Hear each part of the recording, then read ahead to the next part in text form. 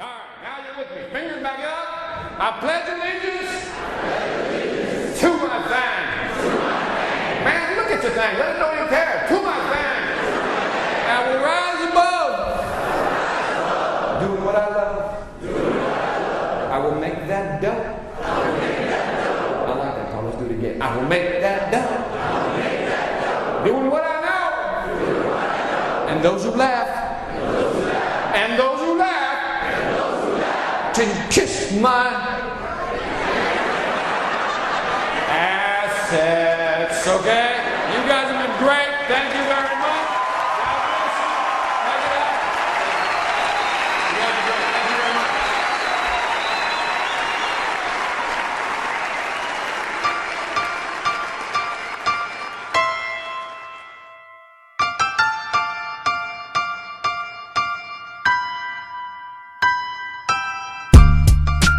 I first met Victor at a conference he was giving here in South Florida, where I live. After the conference, we learned we had several things in common. For one, we were both from large Puerto Rican families, and secondly, neither of our families had very much money when we were growing up. We spoke about the possibility of one day working together and kept in touch thereafter. A couple of months ago, I got a call from Victor. He told me that he was going to be the keynote speaker at the National Conference for the Society of Hispanic Professional Engineers. He asked if I would take my camera and accompany him from his home in Georgia up to Philadelphia, where the conference was to take place, and document his experience, sort of like a weekend in the life of a motivational speaker. Now, for those of you who aren't aware, the self-improvement market is $1 billion industry. That's billion with a B. And I was always curious about the motivation of a motivational speaker. Did they really care whether you succeeded or failed, or were they in it just for the money? So the Friday before he was to speak at the conference, I flew up to Georgia and met Victor at Atlanta's International Airport, where he was also flying in from a speaking engagement in another city. From there, we drove to his home in Alpharetta, and that's where our story begins.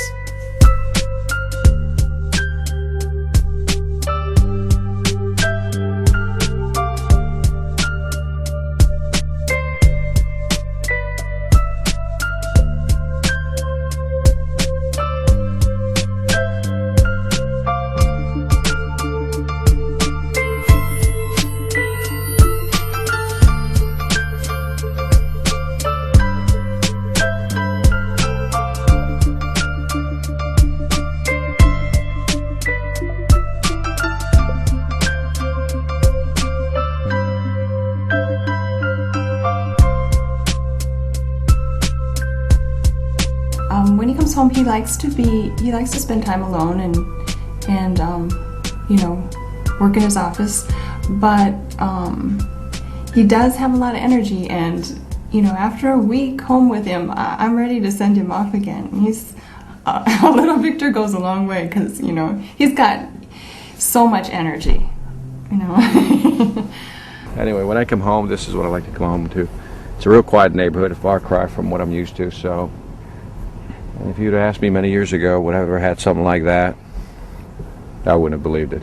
I guess it's good when he's home for a lot of time, but then he gets kind of annoying, and then he goes away and comes back. I would say since the kids were born, he's been traveling more than 50% of the time ever since then. So I'm used to that. There's not noise. It feels like there's a huge part missing because my mom's really low-key, my sister's really low-key, and I'm pretty low-key, but my dad's just sets off the balance from everyone else in the house. So it's a lot different having him in the house than when he's not here. When I'm done and I'm on the road, one of the things I don't want to do is really see anybody. That may sound surprising, but I don't really want to see anybody. I don't know, I think because you're plugged in so much, you're always talking to people, you're always hanging out with people, that when you get home, it's just you're done. He does like to be home, that's true. But he still is talking a lot. He's on the phone, or he's, like I said, bothering us. When we first moved to Georgia, I'm one of these guys that actually like to cut my own lawn. I like to trim my own hedges. That's kind of one of those mental things you do. It's kind of relaxing. So one day, car pulls up, beautiful BMW, and the man rolls down his window. Now, keep in mind that I have my baseball cap on, a t-shirt, some shorts, and some sandals. And the guy rolls up right there as I'm trimming the hedges, and he pulls down his window and says, "Hi." So what do I say? "Hi." Anyway, he says, "Do you know who lives here?" Now, you know who he thought I was, right? He thought I was the gardener. So anyway, I remember reaching to my head inside going, "Hi, my name is Victor Gonzalez. I'm one of your new neighbors." And I could see his face go, "Wow, there goes the neighborhood." I've never seen him live speaking, no. Because public speaking to me would be terrifying. So I think that if I'm in the audience, you know, I'd be nervous for him, you know? So I don't even want to, you know, do that. You know what I mean? I would think you hear him talk so much at home that you probably Yeah, really, I want to pay him to be quiet. My family's from Puerto Rico. I was born and raised in Chicago, as you know. And I always get the question, "Victor, do you have a green card? Do you need one to be here?" What you see out there is how he is at home, basically. What do you think I say to that? No. But I do tell him I have one. It's called American Express. He acts a lot more different around the house. He's not as calm as a regular dad. Most dads will be, you know, just mellowed out more. He goes around the house singing, dancing. You know, you could see the motivational speaker in him, because a motivational speaker would not act as calm as most dads. You know, when I go to my friend's house, it's just not the same. He's not a normal dad, that's for sure. There's a reason I'm going through all these cards, because I want you to understand something. These are all the ideas that I think are good. My horse's voice, because again, I've been speaking for 2 weeks on the road. What do you expect? Anyway, so these are all the different things I write down. And so as I go through all this, you're probably saying, "Man, that's a lot of stuff. Are you going to speak about all this?" No. The sad thing is that all this is now, I take the best stuff here, put this to the side, and then I whittle it down to 5 cards. Well, now in this case, I'm down to 6 cards, right? So 1, 2, 3, 4, 5, 6. Now, knowing how I speak, because I talk a lot, now that I got 6 cards, I take the best from there. Phase 2 of the process, I now whittle it down to 1 card. This is a 45-minute keynote. You know, part of my success when it comes to speaking, as far as memorizing speeches so it comes across naturally, you often see a lot of speakers use notes. You know, if you use notes, you suck. As a speaker, you can't control how the crowd's going to react, but you can control how you perform. And a speaker is a solo job. It's one of those things where it's you. And there was a guy, his name is Larry Wingate. He said something important. He said, if you're nervous about speaking, you don't know your content. Because if you have to think about it, you don't know it. In my mind, during the night, I'll just think about the speech over and over again. And I'll be able to run on pure adrenaline from here to tomorrow night at 9 o'clock. After I finish the speech tomorrow, you will see me unplug the battery so hard that I will crash right after that. That's how I usually work, but that's how I do it, folks. I try to shoot for the 80-20 rule. 80% of my content has to be fresh. Something new, something exciting. And just go from there. But 20% I always keep in because you need it. It's related material. Like if it's a college market, you know, they always want to hear about my college experience. You know, you got to throw that in there because like any good speaker, what do you want to do? Relate to your audience. And when you're speaking to a bunch of college students, if they see you come across as a corporate guy or a business guy, they're not going to listen to you. They're just going to shut down on you and that's it. No more conversation. So what I try to do within the first couple of minutes is just kind of, I don't know, relate to them. So I pulled down the bingo card and I'm looking through this, looking at the different majors. And the first major I look at, it said civil engineering.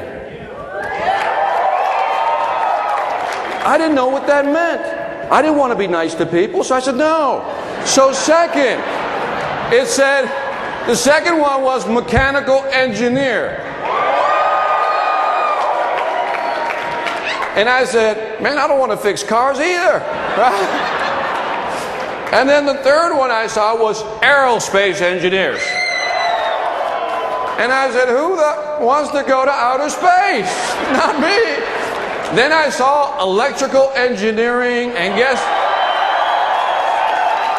and the light bulb went off, right? When I first started doing the high school and the college market, what I started doing was a standard speech, you know, start. Tell them what you're going to tell them, and then tell them what you just told them, your basic construction of a speech.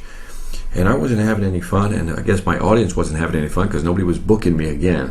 And that's usually an indication. If you're not getting rebooked, you know, at least one time again, that's a problem. So if I'm not going to make any money, I might as well just have some fun doing this. And I started messing around and having fun with my audience, but still delivering some content. And it was a hit.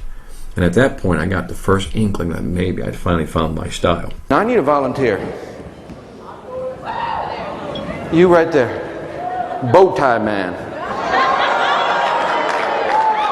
Now, Manny, I'm going to tell him a story.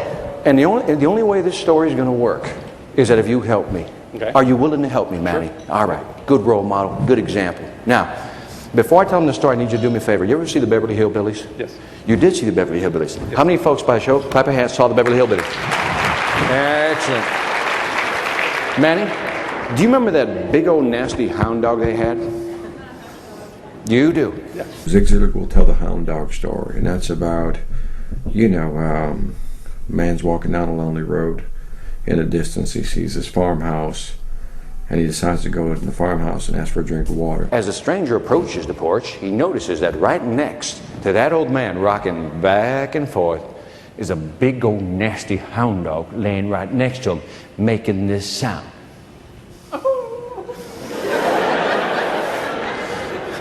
Stranger asks the old man for a drink of water. Old man goes inside, gets a drink of water, comes back outside. Now, he's drinking water and they're having polite conversation, but in the background, all you hear is what? Finally, the stranger asked the old man, says, "Excuse me, sir, what's wrong with your dog?" The old man looks at the dog, looks back at the stranger, and with a straight face he says, "Son, my dog is laying on a tack." He doesn't know what to say. So they continue on with the polite conversation. But the pain is getting more excruciating, apparently. It's getting more excruciating, apparently.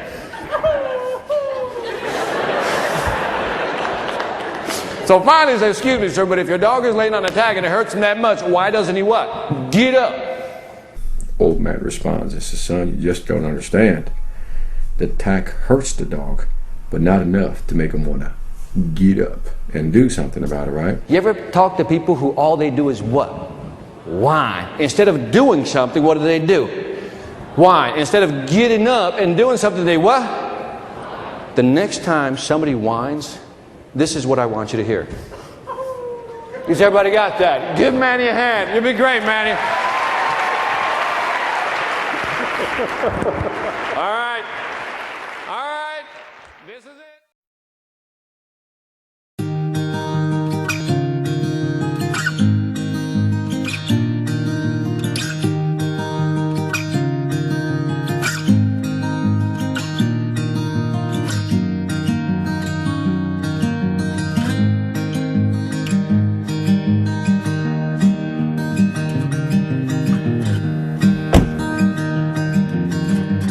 Go to the airport. It's about 6:30 in the morning. It's early, man, but here we go. Even though the event's later on tonight, why do I get up this early? Because flight delays, cancellations, I get paranoid about people.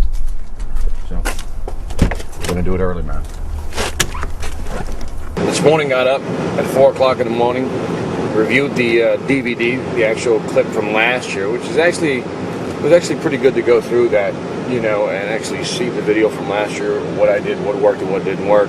So as I was laying out the outline today, it finally started coming together. So if last night I was at 60%, as far as confidence level, it's up to about maybe 80-85%. So by the time I hit the stage, it should be well defined. So when I get on the plane, I think what I'll just do is kind of mull it over in my head. But man, I'm tired as hell. Getting tired. I'm the youngest of 6. I moved away. Everybody's still back there in Chicago, and so I'm the one that moved out. And like I said, as far as speaking, nobody in my family's ever heard me speak. My mother's never seen me speak. She's seen me on video, but she's never seen me speak live. None of my sisters or my brothers, none of them really comprehend what I do, I think, sometimes, because it's so foreign to them. Again, it's the typical 9-to-5 job, and what I do is not 9 to 5. I mean, it's just so far from it. In the 4th year of high school, I can honestly say, is when I finally came out of my shell, and and I really just enjoyed talking to people. I wasn't as I don't know, reserved or introverted anymore. I just started talking to people, started blabbing a lot, which probably set the stage for a speaking career. I think I enjoyed my last year of high school the best. Graduated 3rd in my class. Check it out, 3rd in my class. And I was feeling pretty good about that until I got to college. Then I realized what a high school education in the Chicago public school system was really worth. Not much. I got to college, man. Holy shit. One day I go to my first class, and it was filled to the brim. You ever see those classes that have 300 to 500 people in the room? I've never seen anything like it. And so I'm sitting there, and I'm looking at the instructor take the podium. The instructor comes, he takes the podium, and he begins writing stuff on the board.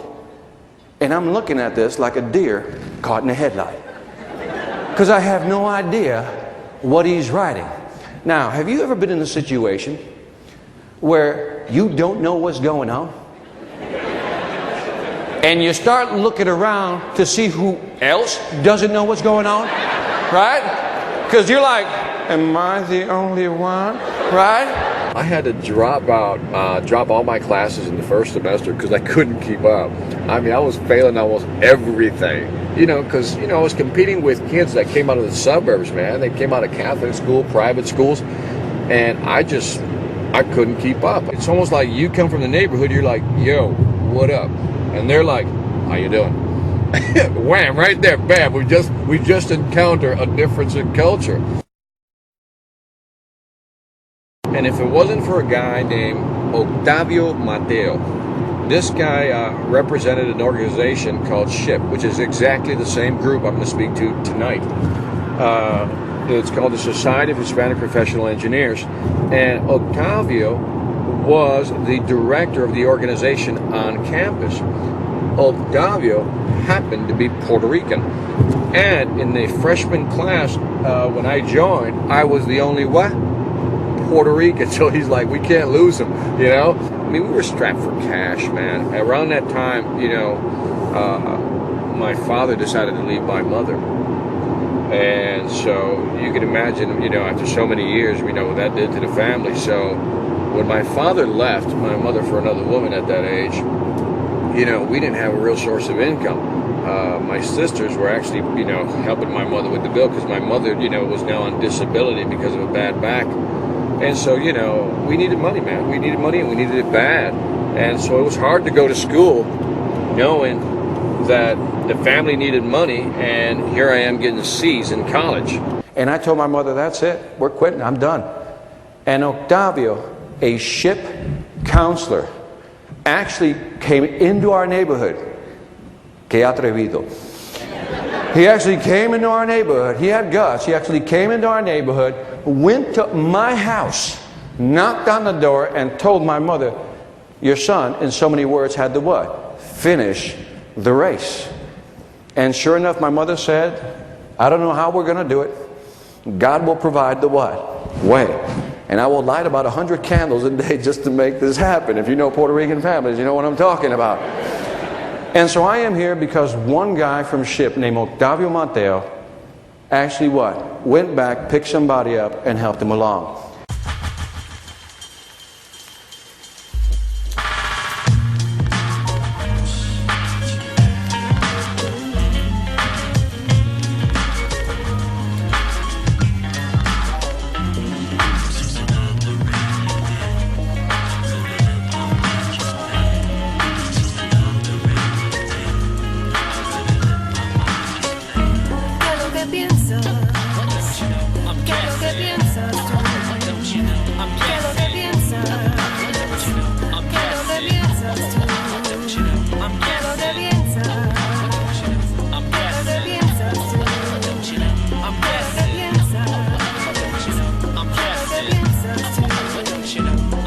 I think one of the biggest, if I had to say what is that one shocking thing about this business is that if I look at 9 out of 10 motivational speakers, 9 out of 10 of them are broke, not making any money, and lying about everything they're talking about.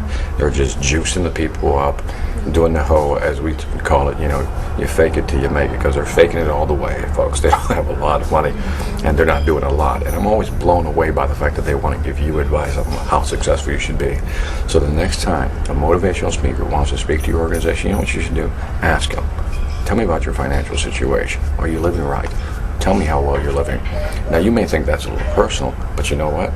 The guy's going to stand in front of you, try to motivate you, tell what you should be doing. Damn it, should he be doing it as well? People hustle in corporate America. People hustle in and around corporate America. These guys that are out there speaking today, a lot of them are just hustling. That's all they're doing. And I think it's sad when you take people's money when they don't have that much left, under the pretense that you're going to help them, when you yourself can't help yourself. I think that is bullshit in a big way. If you want to learn the business, if you want to be a motivational speaker, if you want to be a professional speaker, whatever you want to call it, here's what you got to do. Here are the basic steps. Have a good story. Don't lie to people. Have content. And if you want to really duplicate what successful people are doing, start mimicking them. I always say, Zig Ziglar, my man, biggest virtual mentor I have. What I mean by a virtual mentor, I never paid the guy, never met the guy, but everything he does, I read, I go to his websites, I mimic, I copy, I try to emulate that. Do I steal his information? No. Take what they do, make it better. I'm guessing when it rains it pours, like metaphors pour out of my mouth and out of my pores. Why do the poor praise the Lord? Why the rich get richer and take credit for everything that they've acquired to work for? I'm guessing for more tangible objects to pour faith into, whether white, black, Italian, Christian, Jewish, Muslim, or Hindu. As a people, there's already so much we've been through. I'm guessing some people think they're better than the next crew. I'm guilty cause I've done it too, thinking I can challenge you cause I'm fresher than you. You know what I just realized? Remember I said I was going to leave my computer bag at home? You know what I left in my computer bag? All my notes. Remember I told you I was forgetting something? Holy shit. I left all my notes at home. Oh, this is going to be interesting tonight.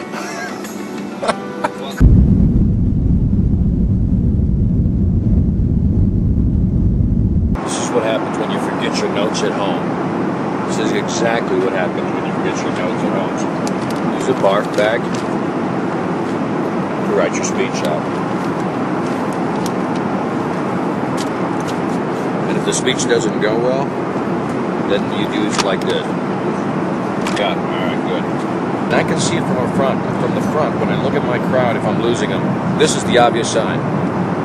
It's the obvious one, right? The other one is that they start, looking around. Or they just start, not really reacting to anything you're saying. At that point, you got to either get them to do something or tell them an engaging story where, something that really captivates, that relates to them. So what I typically do is I do about maybe 5 minutes of content, and then I always insert humor. And it took me, listen to this, 5.5 years to graduate. Give it up. Thank you. Wait a minute. I tell this to everybody. I graduated with a 2.63 grade point average. Give it up. Wait a minute. Oh, that's exactly what I wanted to see. See, I can tell the positive people from the negative people. Positive people said, man, he graduated. Negative people are like, oh. I'm not clapping for that. That's because you're negative. See, you think it's a C+. I'm a positive brother. It's a B-. See the difference in that? Yeah. That's the barf bag. That right there, I know you can barely read it, but it's an outline of my speech tonight. Now, if you hired me to speak and you were seeing this right now, you should be worried. Don't worry, it'll be fine. I know him. He's famous. This is the type of treatment you get on Delta. Thank you. See ya.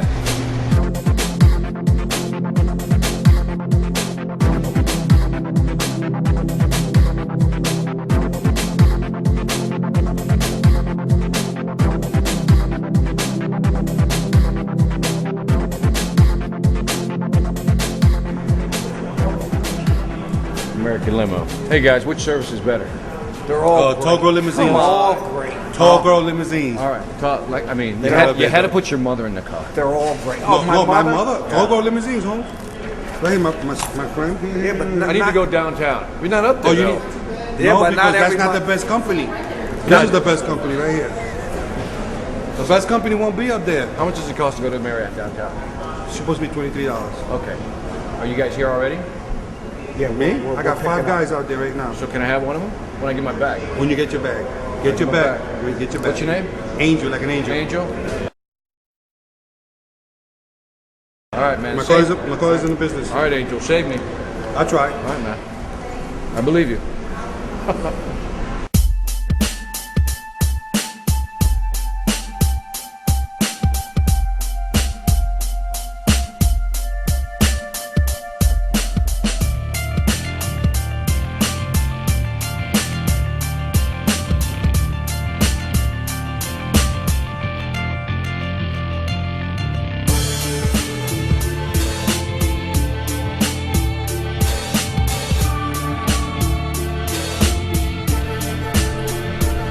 Which one, John?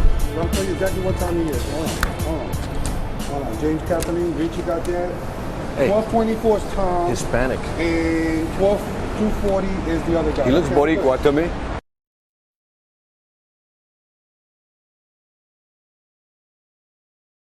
I'm good. A lo mejor cubano. Okay? Jim's going to do the 1220. Dominicano. And your people, what's the driver's name that's bringing Tom? I'm going to go with Dominican.